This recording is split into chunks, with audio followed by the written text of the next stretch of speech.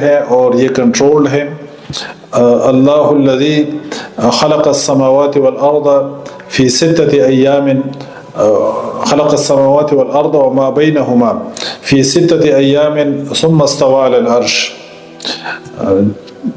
6 ایام میں اللہ نے ان چیزوں کو تخلیق کیا، آسمانوں کو اور زمینوں کو اور ان کے درمیان جو کچھ ہے ان کو اللہ نے تخلیق کیا، اور پھر عرش پہ مستوی ہوا، اور پھر ان کو تخلیق کر کے اللہ تعالیٰ نے رینڈم پروسیسز کے لیے چھوڑ نہیں دیا.